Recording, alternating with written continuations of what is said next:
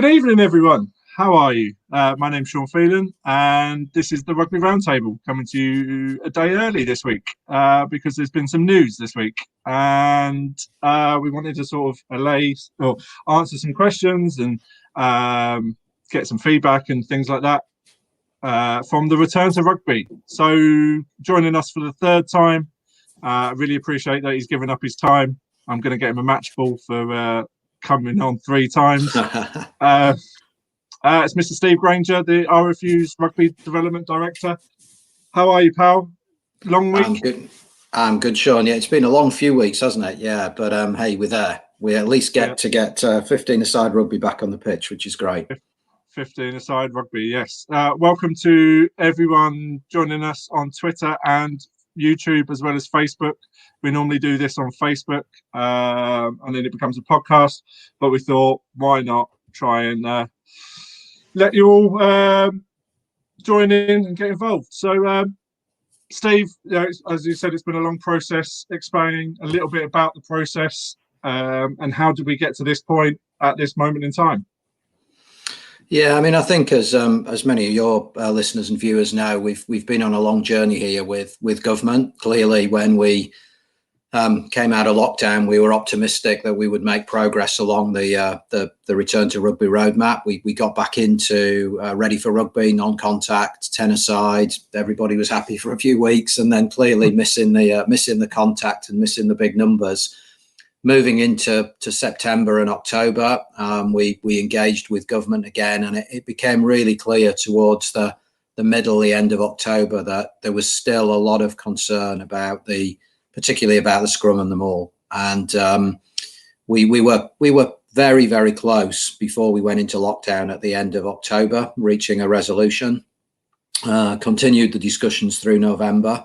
And delighted to say this week that we got the final sign off. You know, this is quite a complex process, particularly for a sport like us inside government, and the concern of the Chief Medical Officer's office and Public Health England and everybody else. So delighted to say that it's not it's not the whole thing that many people were hoping for, but I think in the circumstances definitely better than what we've had. Absolutely, better than nothing. A lot of people will ask why now, and why not after Christmas, or why not? As you said, it was going to probably happen just before we went into lockdown, but why now? Well, I mean, the first thing to be clear about is there's no compulsion that people have to go back. It's their choice, it's the club's choice, it's the players' choice about whether they go back now, whether they go back post Christmas, whether they go back at the end of January. But we couple of things really. We wanted to be on the start line with the other team sports. So particularly with football and hockey, rugby league are in a bit of a break period, but also with them. And we'd set ourselves the target that when we came out of lockdown, and if outdoor team sport was allowed again, we needed to be on the starting line with those other sports. And I think the second thing is we know that many of our clubs, and we know it's still going to be challenging in Tier 3, and we'll probably touch on that in a moment, but many of our clubs want to get people back down to the club. They want to engage in some activity, particularly over the Christmas and New Year period. It's typically that time of year when, you know, a few of the old boys will get their boots out and have a run around, and it's an opportunity for those clubs to get a bit of revenue. In many cases, probably behind the outside bar, but nonetheless to get people back down to the club. And had we held that off until January, I think it would have been quite tough getting people back, post Christmas. Okay, that's fair enough. For everyone watching, this is your show, so if you want to put questions to Steve, we've probably got about 25 minutes or so, and we'll try and get through as many as we can. But please put some questions in the comments, and we'll get to them as soon as we can. We're going to jump around here as well, obviously, because there's going to be questions coming in, hopefully thick and fast. But we are going to jump around on subjects. So if we don't get to your question, it's probably going to be asked at some point, if not, from now on. So we're going to start now. We've had a few questions come in already. So Owen Connolly wants to know, can players from Tier 2 and Tier 3 train together? Unfortunately not. So we've put some guidance up on our website. It's probably either going up now or has gone up in the last half an hour, or will do in the next half an hour. The government position is very clear on this. If you're in tier 3, you cannot move outside of that tier area to play or to train. If you're in tier 2, or the few people in the country, lucky souls that are in tier 1 in pretty much Cornwall, the Isle of Wight and the Isles of Scilly, you can travel between tier 1 and tier 2. So if you can travel from Surrey into Twickenham to play and train, but you can't travel, for example, from West Yorkshire into North Yorkshire. So there's no movement outside of tier 3. And that's not a rugby issue. That's a government team sport issue. The same will apply for football, the same will apply for hockey. The only exemption to that is there are exemptions for under 18s. Government want to keep under 18s active and playing sport, and there are exemptions for them to travel across tiers. But our advice is very strongly to say we would suggest that those under 18s adopt the same principles as adults. We really are in this together, whether we believe it or trust it or not. Our best chance of getting back to any further movement along and back to full contact is, let's demonstrate as a rugby community that we can follow these rules, we can abide by them, and hopefully we can see some rapid transition through the tiers. Okay, great. Hopefully, Owen, that answers your question, because I know you're actually going to begin training in about 20 minutes. So hopefully, we had to get your question in early. This is from Chris. I hope that means a few people can still train and not the opposite. Yeah, hopefully. Hope so. Fingers crossed. Hi, Steve. Though most clubs would, of course, want to play on full-on rugby, but will now adapt the new revised laws, etc. Many were in my opinion, waiting on a return to play at level D, if not back to C. Knowing most were set up and adapted to that for clubs and training, coaching, kit sanitisation, why have the RFU up to level E with most 1 week, at most 1 weekend that they can jump into a match before they close down for 3 weeks over Christmas? Yeah, no, I mean, Chris, it's, again, go back to what I said at the beginning. It's really entirely down to the club whether they want to do that or not. I think it's a case of damned if you do and damned if you don't here. Had we not said, if we'd said you couldn't play matches until January, we'd have had a host of clubs, I think, complaining that they couldn't play over the Christmas period. But it really is down to clubs. If they don't want to play until January the 9th, January the 2nd, December the 26th, 27th, is entirely up to them. All we're saying is give yourself a couple of weeks and assess it yourself. You know what your players have been doing. If all your players have been doing nothing for the last 4 or 5 weeks at all, then you want to give yourself longer than 2 or 3 weeks, I'm sure. If your players have been keeping themselves active, if you're well engaged in contact training through September and October, what you were permitted to do, the opportunity is there to play a match if you want to. But none of the new cluster competitions that we've had a fantastic sign up from clubs across the country for, they won't kick in until January the 16th at the earliest. But this is just to give clubs, 2 clubs down the road from each other, if they want to get together that week before Christmas and, play a match, roll in subs, just get girls back on the park. The opportunity is there. Thank you, Chris. Hope that answers that one. Andrew Herbert, any ongoing talks to get scrums and mauls back for 21-22? Yeah, I mean, look, I'd be very optimistic. Or even would it be 2020, 2021? Well, in the current season, the 2021 season, we've left the door open to say if a lot more areas of the country go back into tier 1, and it probably needs that to give us a good go, you can see a transition potentially, and we'll have to go back to government and get permissions, but you can see a transition maybe back through the Allianz Premier 15s laws that have been used in the top end of the women's game, and then hopefully back to full contact by the end of the season. But this is all going to depend on more and more of the country going back into tier 1. And certainly for next season, 21-22, well, good grief, I really hope. I mean, I hope that by the end of the 2021 season, the goal must be that all our players have played at least 1 or 2 games of full contact rugby by then. Great, thank you, Andrew. I hope that answered that one. Let's go to Manchester Rugby Club. How will the government funding announced a couple of weeks ago be distributed amongst community clubs? Yeah, great question. And again, we've got some discussions actually tomorrow with DCMS government and Sport England to progress that. Just to be clear, that funding was made available because of the lack of ability to get spectators in to matches between the 1st of October and the 31st of March. So it's not a handout. It's up to 23 million quid, which is a huge sum of money to support our community clubs with that lost revenue and hence lost investment in the sport. So there'll definitely be an application process. We think that what's going to happen is government will hand that money probably to Sport England, who will then hand that money and responsibility to us to distribute to clubs and to handle those applications. Deloitte are heavily involved in the process. It's government money, it's public funding.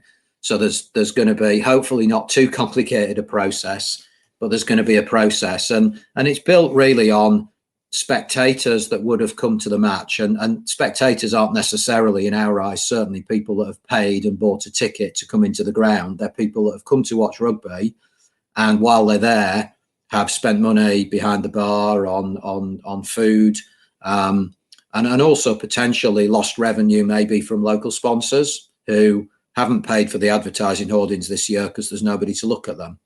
So you can see a process where clubs will be asked to calculate that lost revenue, and then hopefully the money will flow through quite quickly.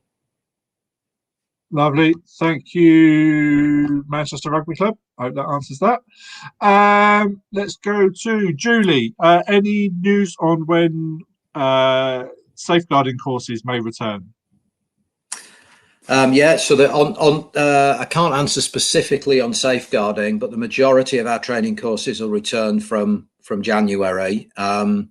But Julie, if you want to, in fact, any of the listeners, if you don't get questions answered tonight or you've got any more, we'd really encourage you to go to englandrugby.com/coronavirus.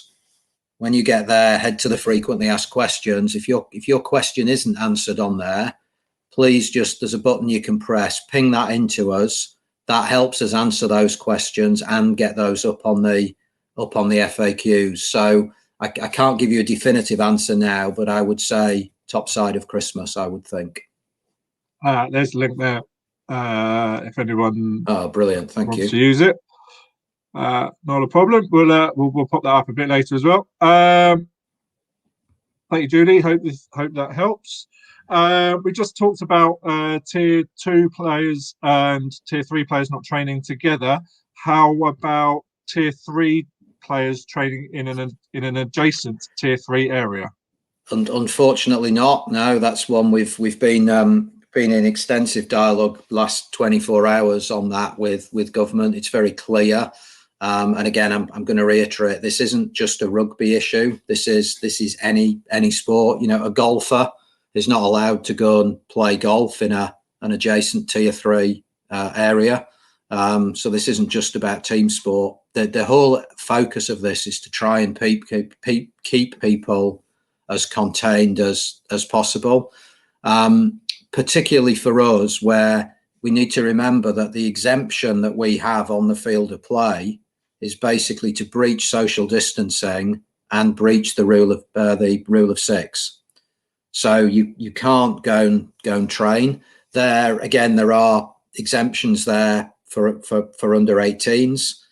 It's also possible for volunteers and coaches to move across tiers in order to keep the activity happening. But when they're there, they must remain clearly socially distanced. And our advice again is try and minimize that as much as you can. You know, unless there's a need to go as a volunteer into a face-to-face environment, continue doing this stuff virtually if you can for a while. Thanks, Vicky. Hopefully that will help or not help. Depending on what Should we just pick? Sorry, Sean. There's just a second one from Vicky there that Vicky, maybe which is causing some challenges, and Vicky used a really good example there with West Yorkshire. So if anyone's in any doubt, for the benefit of the podcast. Oh, sorry. Let's read that one out. If anyone downloads it, I should add many of our players across a county local authority border to play, as we are on the edge of West Yorkshire.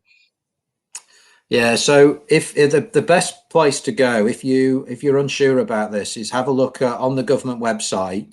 There's a full list of all the tiers, all the local authority areas and which tier they're in, and it gets a bit confusing, and it confused us. So you have to go with the area that's listed. So West Yorkshire is a good example. West Yorkshire is listed as West Yorkshire.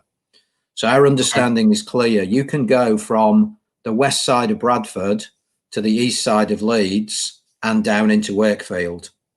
But you can't go into South Yorkshire or North Yorkshire or Greater Manchester at the other side. If you go up into the northeast, the Tees Valley, for example, where there are 5 local authority areas, Middlesbrough, Stockton, Hartlepool, Redcar and Cleveland and Darlington, you have to stay within each of those. You can't move across the 5 of them. So there's some real challenges for some clubs up in that area. I come from the northeast originally, and in Redcar and Cleveland, I think the boundaries have moved, but I think there's only the 2 clubs I played for when I was up there, Redcar and Gisborough. I think they're probably the only 2 clubs in Redcar and Cleveland itself. So there's going to be a bit of rivalry there for a while until hopefully they can drop into another tier. So it's mainly in the north where governments seem to have isolated individual authorities. I think the only real exception in the south is Slough. So the rest of Berkshire are in tier 2, but Slough itself is in tier 3. So it's challenging, but it's there for a reason, I guess. Yeah. Trying to keep us safe. Thank you, Vicky. Darren, how much testing has been done on the law adaptations? I can see there will be a few issues when multiple players are required to tackle a single ball carrier. Yeah, I mean, unfortunately, Darren, as you'll probably understand, we weren't able to do any testing on them because, you're in a position where we weren't able to go into any contact. We did test some of them out with other unions in other parts of the world, a bit like we did with Ready for Rugby. And we are doing some sort of soft trials is too strong a word because you wouldn't trial it, but you might still adapt it on the Isle of Wight this weekend with a couple of clubs. A lot of this, I think, is going to come down to law interpretation. And for any of the sort of more technically minded people on the call, we'll be putting a few webinars live over the next few days. And again, all the details on those will be at englandrugby.com. Have a look at that because they're going to deal with the technical side of it for coaches and referees and the sort of law interpretation that's there. But great question. How much of the Premier 15s was an input on the rule adaptations or law adaptations? Yeah, some of them. I mean, clearly they are still scrummaging, and clearly we can't. So the main, without the scrum and without the maul, the other main adaptation we've made is around the line out. So minimum 5, maximum 7, for 2 reasons really. One, to try and keep the forwards as engaged in the game as we can. We recognise that there are some big challenges there. And secondly, to just make sure that we don't sort of overpower the back line. It could get a bit messy if we start having 2 and 3 person lineouts and you start having, a pile of additional people in the centres. Okay. Sort of on that then, props and us fat boys in the second row. There's not going to be much for us to do, is there? My whole game is based around standing there and building a maul around me. Well, maybe you can Maybe you can upskill a bit, Sean, over the next few weeks. Learn a few of these, these things called skills. But no, we understand and appreciate it's a biggest challenge. It's probably and I think I've been on record the last few weeks, it's probably my greatest fear. And the fear is born out of the fact that we know we've got some really experienced front row players that over the next 18 months to 2 years would probably have been thinking about giving up. And we need them in the game for the next 18 months, 2 years, because we need them to pass their skills and experience and dark art and everything else that goes with it onto the younger generation coming through. So it's a genuine, real concern. And, I've heard some horror stories the last few weeks about coaches saying, well, we just won't play our front row. Well, I just think it's foolish, because those guys, if you don't play them, they're going to walk away from the game, right? And then come the end of the season, when hopefully we can play again, and you can't fulfill a fixture because your front row have gone. So, let's do this in the spirit in which it's intended. Let's keep our front rows and our locks on the park. Let's try and engage with the opposition to make sure that we both do that. Yeah, exactly. And not just have a team of 15 back rowers. Which let's be sensible on this. Yeah, no, I 100% agree. Let's go. So this question we've already asked about can Tier 2 play in Tier 3? The answer is no. Can you organise a match between a Tier 3 club? I'm guessing you're in the Tier 2, and we've already sort of covered that. No, you can't. Yeah, the only thing you can do is you can organise a match with a club in the same geographic tier as you. So Greater Manchester can't play Blackpool, even though they're both in Tier 3, but you can play within Greater Manchester or within Blackpool. Yeah, thank you for that question. There's not a name on there, but Steve390. Lee Goodall, just to follow up on the cluster groups, when will we find out who is in and who is out? If, for example, 50% have opted out, will there be a review of the clusters and more fixtures be available? Otherwise, clubs may only have 4 to 6 games to play. Good question. Yeah, and I mean, Lee, we had a phenomenal response. We had over 1,000 clubs, so the vast majority of clubs did sign up to take part. What the guys have been doing today and will continue tomorrow and possibly into Friday, because it's a big exercise now, is to look at which tiers those clubs are in, and we probably will need to tweak it a little bit, because we're going to have to reflect that, and we're also maybe going to have to consider situation where, I mean, that example I gave you up in the northeast, where there are only a couple of clubs in one area. With the cluster groups not starting until the middle of January, there is the potential that if everyone up there behaves, that might increase from Tier 3 to Tier 2, in which case it'll be okay. And we're also looking to see, how much you could leave it beyond January the 16th to start. Because what's clear is that as we go through January and February, if we do behave and if things do come down and if the vaccine starts, more and more of us will end up in Tier 2 rather than Tier 3, and at that point we can kick off. So I would say in the next week or two we'll have more information out on that. But the aim definitely is to tweak the clusters if we need to, based on who's signed up and who can play each other. Thank you, Lee. Good question. What we got here? Mark has, I guess we've covered this a few times. Has guidance about travelling to matches been announced by the RFU? I presume here we mean travelling to play in matches. So yeah, I mean, in very simple terms, that's contained in the guidance that's gone up tonight. But it is back to that position. You can't travel if you're in Tier 3. You can't travel outside your Tier 3 area. If you're in Tier 1 or 2, you can't travel into a Tier 3 area to play.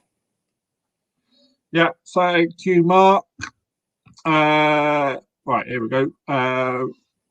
Rhoda, Bentley, is there any more guidance about the younger kids wearing gloves, especially with the weather getting colder?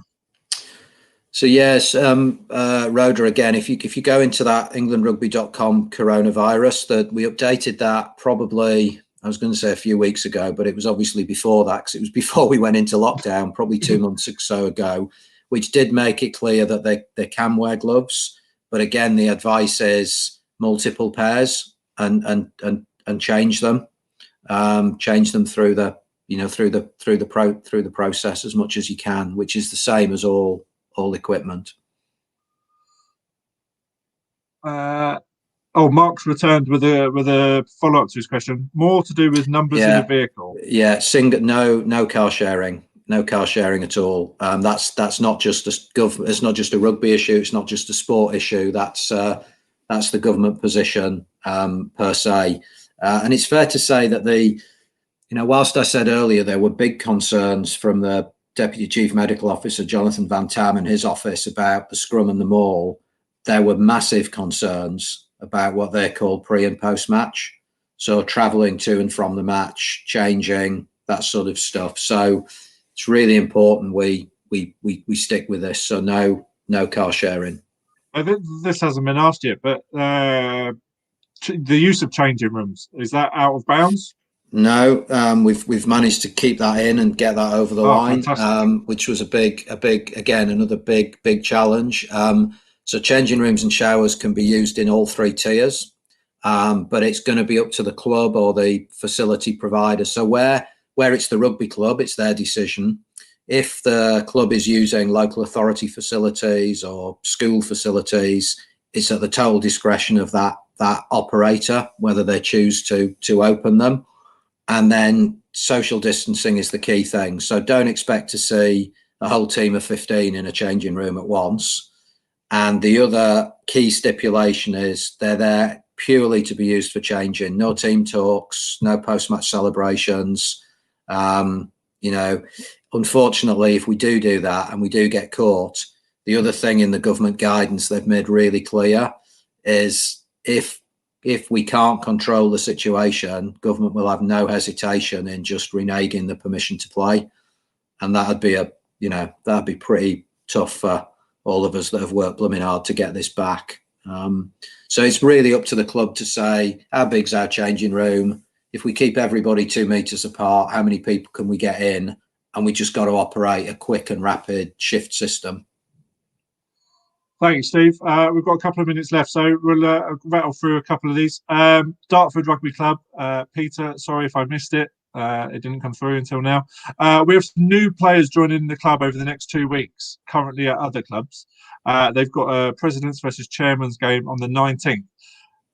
Will a potential move to Tier 2 on the 16th make it different to the answer? So I'm guessing the question is, can new players join?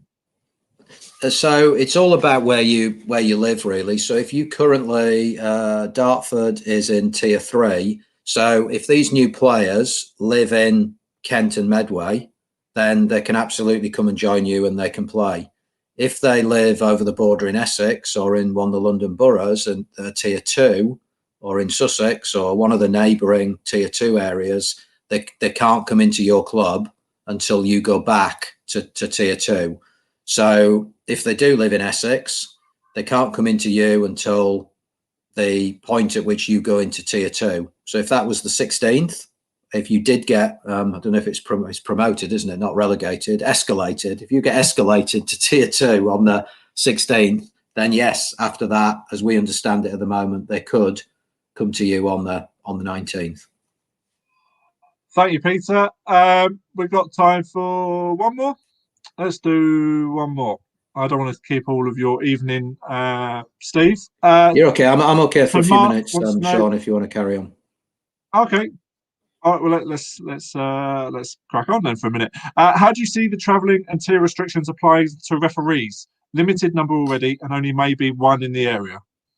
Yeah, it's a great question, Mark. So they are covered off in the exemptions of volunteers. So it is permissible for a referee to go from one area to another. Again, we would really strongly discourage it, particularly not being rude to referees, but particularly looking at the age profile and the vulnerability profile of our refs.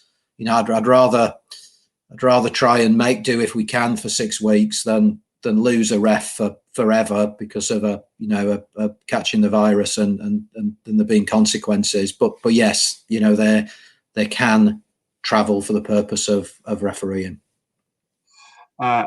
Thank you, Mark. There's a follow-up from Peter on was that intra games are allowed, but if players are registered with other clubs, can they play?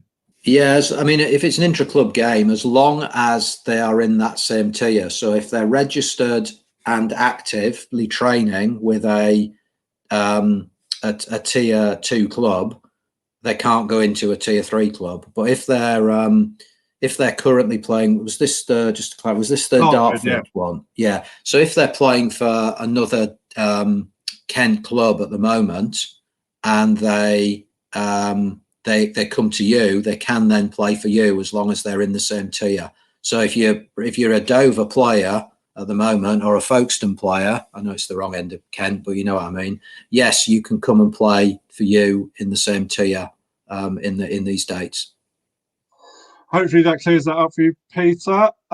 Gary asks, can we allow people to have a beer outside the clubhouse?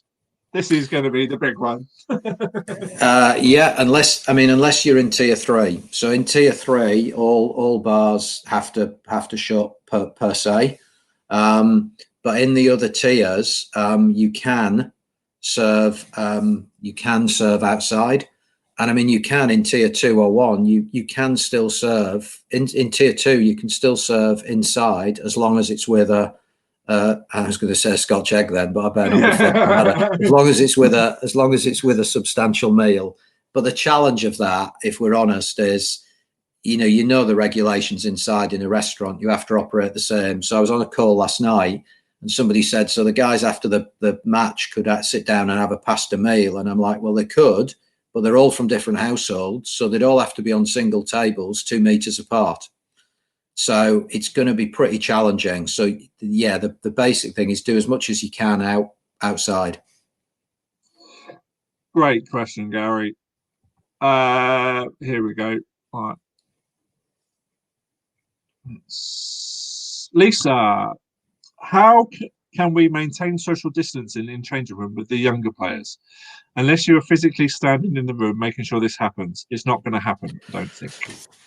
No, well, the simple thing, Lisa, is probably just don't let them use them. Then, I mean, that's going to be the reality. And I appreciate the safeguarding issues and everything else, but we can't. You just can't tip a whole pile of young players into a changing room. I think this is probably going to be more match play, isn't it? After really seriously wet weather, and judging on many clubs on a Sunday morning, minis and juniors anyway, the majority of them probably don't use the changing room because there's so many of them and such small changing room space. But it's ultimately it's your call about what you can manage in your club. But that's the government position. Lisa has a follow-up. Is there a limited amount of people allowed on the premises? So no, again, spectators-wise, so no tier 3, no spectators at all at matches. Tier 2 and tier 1, you can have spectators, and it's up to 50% of your capacity. But bearing in mind that's got to be socially distanced. So if your ground capacity currently is, let's say, 1,000, because you've got a stand, the maximum you could have is 500. But in reality, because at tier 2 they've got to be socially distanced, you've got to work out how many you can get in, and it's probably going to be closer to 100 or so. But on the site itself, it's really your call as a club to work out how many people you can get in, depending on the tier you're in, socially distanced, groups of 6, etc. My only caution on this is it's going to be really difficult for clubs to manage. So absolutely, we want you to open your doors and we want people to come back in, and you will, but it's a big volunteer burden, and it needs to obviously be thought through properly by you at your clubs. Thank you, Lisa. Mark, is the removal of scrums and mauls mainly to do with the amount of testing available at grassroots level? It's obviously linked to that, but I mean the main removal is just due to the fact that there's too much when you assess the exposure risk. So you analyze all the movements in a game and you look at the amount of time that people are within what they call close contact, so sort of close face to face, and you have to count it all up. And if you get over a certain amount, it turns it red, and basically they don't want any red on the page. And there's no way you could test at grassroots level with the number of players. The cost of it would just be unbelievably prohibitive. So yes, if cheap, reliable tests were available that absolutely did it, then there's an argument, just like the professional game, that we could come back. But it's costing the professional clubs tens of thousands of pounds each week to test. Mark has a second question. We have a player that lives in Tier 1, the Isle of Wight, and plays for us in Portsmouth, Tiers 2. Can she travel across to play and train? So we've answered the first one, where you can't go between Tier 2 and Tier 3. Tier 1 and 2 is fine. Movement between Tier 1 and 2 is okay. Perfect. I think that's all we've got at the moment. So I think that's a perfect place to end for now. Sean, there's just one there about from Kerem, just above Kerem. Mark. Okay, yeah, I've just got that. Here we go. Right, with the government allowing fans to go and watch games, I presume this also counts for a rugby. Why doesn't the RFU allow small clubs that are struggling to go and view instead? I presume, Kerem, that you're meaning, are you meaning at Twickenham there? If you're meaning at Twickenham this weekend, then we can have 2,000 fans at Twickenham this weekend. That's it. We've actually donated 20% of those tickets to the NHS. So we've got 400 NHS people in. We've made the rest of the tickets available for sort of public sale. But what you can't do is travel from a tier three area. Now, needless to say, they've been snapped up very quickly. And we've also had to demonstrate to government that we've done everything we can to make sure that those tickets are going to as local as possible a population. Even with 2,000, government's fear is people are going to travel from all over the country. So that we've had quite a lot of restrictions put on us in terms of where we can go there. Right, that's great. Thank you, Kareem. Quickly, the government website states that limited travel in Tier 3. Can you confirm if travel for AGR is permitted between clubs to play development games? This goes against advice. I think you can do that. I mean, the advice is to limit travel, but by limit it means reduce it as much as you can. But there is a recognition from government that involvement in sport is important. They need to keep people active and doing stuff. So yes, you can travel within the tier. Lisa's back with another question, and this is one actually I was going to ask. Are the games going to be adult games going to be 80 minutes long or 70 minutes like the Premier 15s, or is it up to you? You can interpret however long. So it's a good question, and we've just actually been discussing it today. It's entirely up to you. So the game on, we're going to try and use the game on principles, which is basically get a game played. If somebody turns up with 13 players, play it. If you want to bring it down to 70 minutes or 60 minutes, bring it down to 70 minutes or 60 minutes. We're probably going to, one of the concerns clearly is that with a faster game and with more tackles, there's potentially a greater risk of injury and a greater risk of concussion. That's a live. It's a live. Well, I say nothing of exhaustion. Rolling subs, come on, you'll be fine. You can come on and off. But yes, you're right. So we'll monitor it for a while. We don't want to stipulate 70 right now, but it might come in at some point in reality. Okay, so Lisa's question is, I'm guessing this is for mini and junior game. Is the 2 times 10 minutes just for training or actual game time? No, that's our position is that within a training session, you should only do 2 10-minute blocks of contact training. The other thing government are really concerned about is, you know, people who train twice a week and play once a week. There's probably, if they do contact training for an hour 3 times a week, there's a greater risk. So we've been asked to minimise, particularly in tier 3, the amount of contact training. So 2 times 10 minutes is just in training. You can play the full 80-minute game as it is at the moment. Thank you, Lisa. Stockton RFC have clarified something on the tier 3 government guidance for outside of the use of your outside grounds. So have a read of that. Thank you to them. Yeah, that the one on the Stockton one there. The difference is, so groups of 6 can go down and can meet at the rugby club, but can't spectator to match. At a match, there's no spectators. And you might argue, what's the difference between 5 groups of 6 going down midweek to have a chat and do some whatever, and 30 people rocking up on a Saturday? What government are concerned about is that, again, spectating at a match brings on a bit of tribalism. People get a bit close together. People will end up taking a few beers down and having a few beers. People will end up shouting at each other, you know, in jest as well as in anger. And we all know that shouting in close contact is a risk. So the rule's simple, agree with it or not, but there are no spectators at matches. Lovely. 40 minutes. I think that's a good time to call it a night. Steve, look, we've done 3 of these with you now.